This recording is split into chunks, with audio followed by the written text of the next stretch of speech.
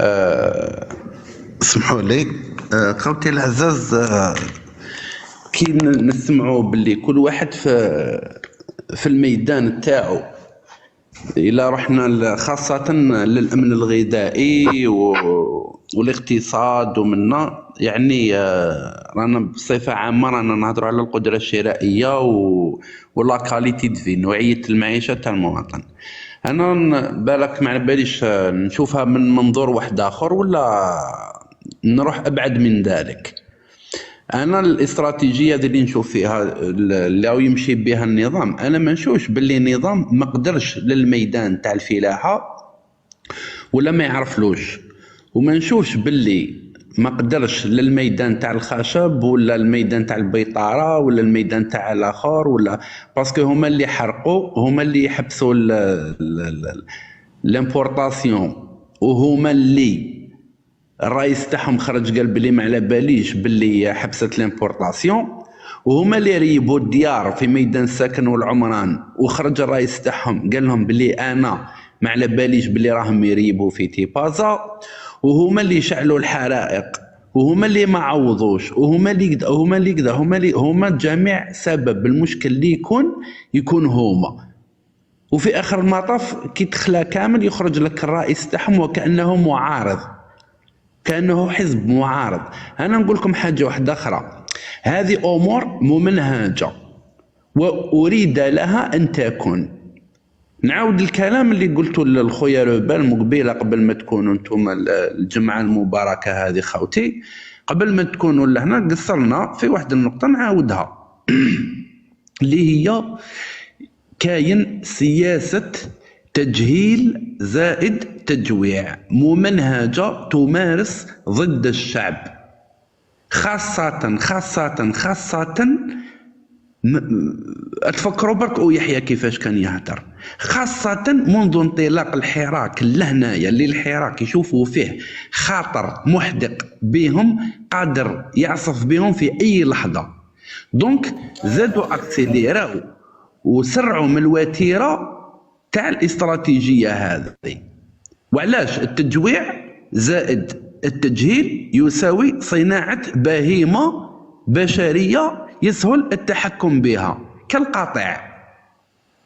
التجهيل وحده انا قلنا مقبيله، تجهيل وحده وتكون تعرف تقرا، انا على بالنا بلي الميزيريه تقري كما يقولوا الناس بكري، كاين اللي يختلف معاها كاين اللي كذا. المهم نقولوا التجهيل مع الثروه اوتوماتيكمون، الثروه هذيك باش تمشي لازم لها القرايه، دونك يقول لك نروح نقرا. والعكس صحيح، الفقير يحوس يغنى مادام عنده الفكر، راح يستثمر الفكر تاعو باش يكري ويخترع ويخلق الثروه، ومول الثروه راح يحوس واش عند الفقير وهو الفكر، وبذلك تمشي العجله الاقتصاديه ويترقى المجتمع ويعيش المجتمع. بصح هما واش داروا؟ ليكواسيون هذه غلقوها، ما دارها لكش هذه زائد هذه تساوي هذه، هما دار لك التجويع زائد الاخر. دوك واش يخرج لك؟ التجويع زائد التجهيل يخرج لك بنادم ما يخمم، ما عندوش مخ، وزيد جيعان، يولي قاطع ديريكت، ما يقدر يدير ثوره، ما يقدر يهدر على حقه، كما قال او يحيى تجوع كلبك يتبعك. هذه دوك التجويع والتجهيل، يعني ما توليش،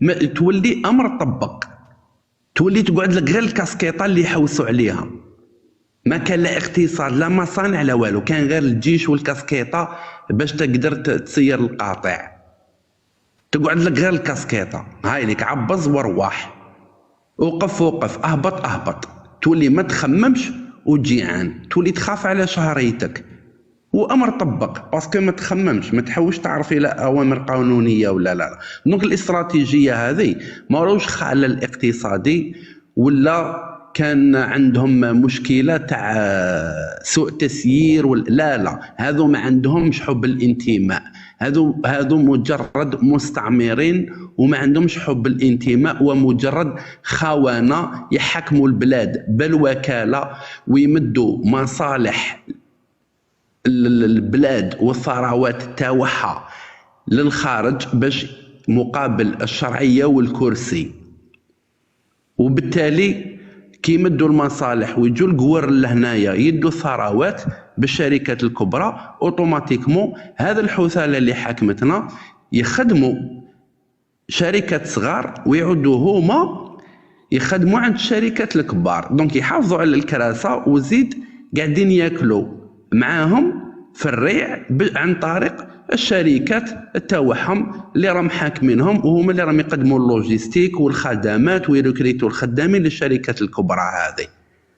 دونك هذه الاستراتيجيه اللي يمشي بها النظام، ما كاش خلل وانما كاين خوانه اريد للشعب ان يكون هكذا وعليه ان يقوم، وهذا ما كان. تفضلوا خوتي. وانا واش راني نشوف يا خويا امين، راني نشوف انايا هذه صح ممنهجه باش هادوما يمجدوا. كاين الدوله العميقه هي اللي كريات هذوما المشاكل كاع باش يوجدوا الرجل المنقذ زعما في الانتخابات القادمه، باش يقول لك ملي جا هذا الرئيس راهو شوف لي بري نقصوا، الصالير راهو زاد، كل شيء تسقم، الفلاحه وسقمها، المصانع او بدا ينتج مصانع سيارات او بدا يفتح مجال الاستيراد، فهمت؟ لازم يخلقوا لك واحد منقذ كونكوا هو اللي ملي جا البنادم الشخص، ما يقولكش مؤسسات هي اللي صوفات. دقيقه عمر دينا الميوت.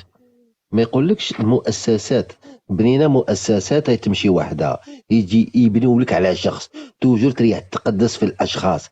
لو كان ماشي هذا الشخص اللي سقمها ما تسقمش البلاد، هذا الشخص هو اللي يكون البلاد، هي ماشي شخص اللي سقم البلاد. كاين نظام، راهو كاين دولة عميقة، كاين عباد يفسروا المنامات وراء الستار، هما اللي يعينوا الرؤساء، وهما كيحبوا يعبزوا القفلة باش تسقم الحالة يسقموها، يحبوا يريبوها. تفضل خويا امين كش ما تضيف. ممكن كلمة رضا؟ هذه شوف سيفري خرج فيها ضد لو تعب الفتح ماهوش يسمع، ونقول لك بارك الله فيك على الكلمات تاعك خويا روبال والكلمات تاعك خويا البتي عمر، لانها سياسه التجويع والتجهيل، ومن بعد كي يطبقوا الخطه اللي كان يهضر عليها روبال تجيهم سهله. خلاص الشعب مجوع مجهل مكذا، دايرين له كاع الامور هذه، من بعد الخطه تاع روبال كي يجيبوا لك المنقذ ومن بعد تحوس غير تشوف الضوء ابوبري كيما السيستم اللي خدموه في التسعينات ومن بعد جابوا بوتف. بارك الله فيكم.